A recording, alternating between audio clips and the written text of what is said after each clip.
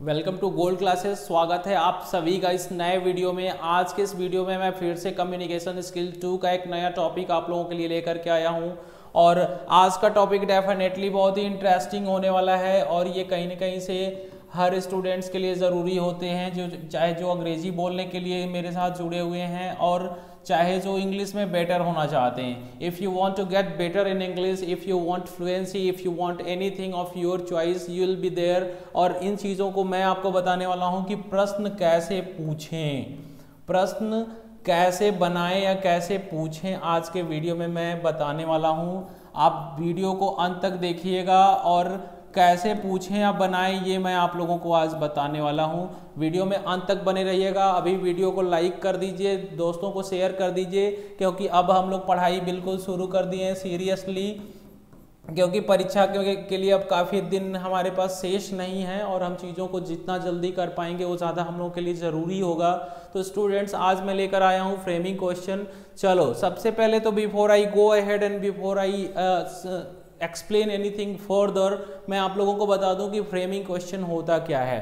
पहले ये समझो कि फ्रेमिंग का मतलब होता है बनाना, ठीक है, फ्रेम करना किसी चीज़ को, किसी भी मतलब चीज़ को बनाना। और यहाँ पे बोला गया है क्वेश्चन। क्वेश्चन का मतलब कि टू आस्क समथिंग, किसी चीज़ को पूछना किसी से ना। तो फ्रेम करना आपको मैं फिर से बता दूं कि क्वेश्चन फ्रेमिंग बहुत ही ईजी होने वाला है। जब the structures we use, the structures sentence के जो स्ट्रक्चर्स यूज करते हैं, we use to ask questions, प्रश्न पूछने के लिए, है ना, to ask questions are known as कह सकते हैं क्वेश्चन फ्रेम्स, है ना। ये क्वेश्चन फ्रेम्स होते हैं, ध्यान दीजिएगा। और ये जो फ्रेम्स होते हैं ना, इन्हीं को हम चीज़ों को कहीं ना कहीं से बनाते हैं। और and the act of creating a question and asking a question is known as framing question. तो फ्रेमिंग क्वेश्चन आप लोगों को समझ में आ रहा होगा।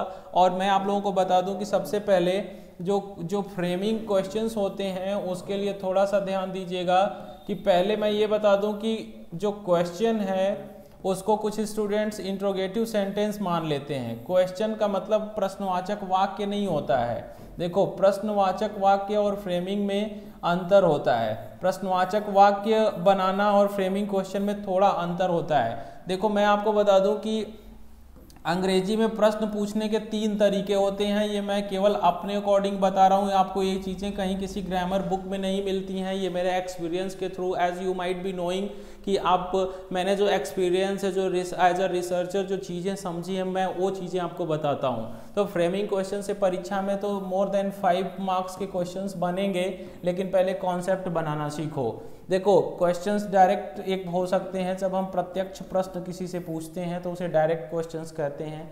जैसे कि आप टेंस में 12 तरह के टेंस बनाना जानते थे कि इंडेफिनिट से लेके परफेक्ट, कंटिन्यूअस, 13 मॉडल्स होते हैं, कैन, कुड, मे, माइट। अब इन्हीं प्रश्नों को अगर प्रश्नवाचक वाक्य का रूप दे दिया जाए तो वही डायरेक्ट क्वेश्चन हो जाता है। जैसे कि डू यू नो हर, क्या तुम उसे जानते हो। तो यहाँ पर देखो, ये डायरेक्ट क्वेश्चन है। मैंने किसी से कोई प्रश्न पूछ लिया तो यहाँ पर क्या हो गया भाई, ये चीज़ों को ध्यान दीजिएगा कि मैंने किसी से डायरेक्ट प्रश्न पूछ लिया तो ये क्या हो गया, डायरेक्ट क्वेश्चन। इसी को मैंने डायरेक्ट क्वेश्चन का नाम दिया। चलो नेक्स्ट है इनडायरेक्ट। इनडायरेक्ट क्वेश्चन वो होते हैं जिसमें हम प्रश्न अप्रत्यक्ष रूप से पूछते हैं। कैसे? अप्रत्यक्ष रूप से। देखिए, जब हम किसी से डायरेक्ट प्रश्नवाचक वाक्य न बना करके कोई सामान्य रूप से चीज़ों को पूछ लें, जैसे कि मैं आपको बता दूं कि आई डू नॉट नो को आई डोंट नो भी कह सकते हो कि आई डोंट नो, है ना, वेयर सी लीव्स, मैं नहीं जानता हूं कि वह कहाँ रहती है। ये भी तो एक प्रश्न है। तो यहां से लेकर के यहां तक ये जो पूरा वाक्य मैंने बनाया ना, ये आपका इनडायरेक्ट क्वेश्चन हो गया। कौन सा? Indirect question. चीज़ों को समझिएगा, ठीक है। तो मैं आपको बता दूं कि यहाँ पर चीज़ों को समझने के साथ साथ आप लोग थोड़ा सा अंडरस्टैंडिंग डेवलप कर करके चलेंगे तो ज़्यादा सही रहेगा, ठीक है। और ये चीज़ें आपको बहुत ही आसान मिलने वाली हैं आगे भी, है ना, मैं बहुत सिंपलेस्ट वे में पढ़ाने की कोशिश करता हूँ ताकि स्टूडेंट्स मेरे समझ जाएं। और फ्रेमिंग क्वेश्चन देखो कोई भी इसको समझ सकता है, क्योंकि चाहे आपको सिलेबस में हो ना हो, क्योंकि अंग्रेजी बोलने में भी फ्रेमिंग क्वेश्चन का यूज़ होता है। पहला अभी मैंने बताया कि भाई डायरेक्ट आप समझ गए, हम सीधे प्रश्नवाचक वाक्य बना लेते हैं। SVO जो ऑर्डर रखते हो, सब्जेक्ट वर्ब ऑब्जेक्ट, इसी को बदल करके VSO कर देते हो, प्लस अंत में क्वेश्चन मार्क लगा देते हो। मतलब वर्ब पहले आ जाएगा, फिर सब्जेक्ट आएगा, फिर ऑब्जेक्ट आएगा। लेकिन जब वाक्य प्रश्नवाचक ना होकर के साधारण होते हैं, असर्टिव, तो SVO ऑर्डर यूज होता है। चलिए ठीक है, आगे बढ़ते हैं। मुझे लगता है कि यहाँ पर दूसरा जो इनडायरेक्ट क्वेश्चन होते हैं, इनडायरेक्ट का एग्जाम्पल मैं आपको फिर से एक बार और लिख दूँ, कन्फ्यूजन अगर आपके साथ है, बना हुआ है तो देख लीजिएगा। जैसे कि मैं यहाँ पर बोलूँ, ठीक है, ध्यान से देखिएगा कि I do not know where he has gone, मैं नहीं जानता हूँ कि वो कहाँ चला गया है। अब यहाँ पे देखना, ये भी तो एक प्रश्न हुआ, मैं नहीं जानता हूँ, वेयर से जो वेयर जो है ना, एक प्रश्न का भाव इस वाक्य में डाल दे रहा है, तो ये भी एक क्वेश्चन हुआ, इसे इनडायरेक्ट क्वेश्चन बोलते हैं। तीसरा जो होता है उसको हम बोलते हैं क्वेश्चन टैग। क्या बोलते हैं? Question tag. इसको थोड़ा सा आप लोग बहुत ध्यान से समझिएगा, क्योंकि क्वेश्चन टैग ना ज़्यादातर लोगों को नहीं पता होता है। जब भी हम देखना हिंदी बोलते समय कहते हैं ना कि आप पानी पीते हैं ना, आप खाना खाते हैं ना, मुझे पता है कि आप पानी पीते हो, लेकिन उस केस में भी अंत में वाक्यों के जो है ना का सेंस लेकर के आता है ना, तो उसको हम जैसे कि है ना अंत में, या था ना, है ना, होगा ना, मतलब होगा ना, इस सेंस में अगर कभी कभी हम कोई बातें बोल दिया करते हैं तो उसको क्वेश्चन टैग करते हैं। क्वेश्चन टैग का एग्जांपल मैं आप लोगों को बता दूं कि बहुत ही इजी होने वाला है। देखिए ऐसे होता है, जैसे कि आप पानी पीते हैं ना, या आप फल खाते हैं ना, तो देखो मैं एग्जांपल लिख दूं, you eat fruits, you eat fruits, don't you, इसको हम क्या बोलते हैं? क्वेश्चन फ्रेमिंग इसको बोलते हैं। एक बार और ध्यान से देखिएगा, चीज़ों को समझा रहे हैं तो आप लोग इसको बहुत ध्यान से समझेंगे तभी हो पाएगा, है ना।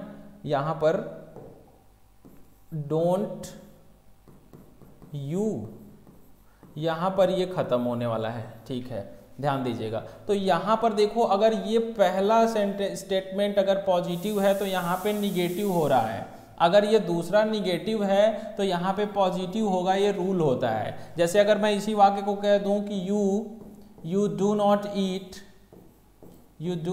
ईट फ्रूट्स, इसका अर्थ ये हुआ कि आप फल नहीं खाते हैं ना, you do not eat fruits, do you.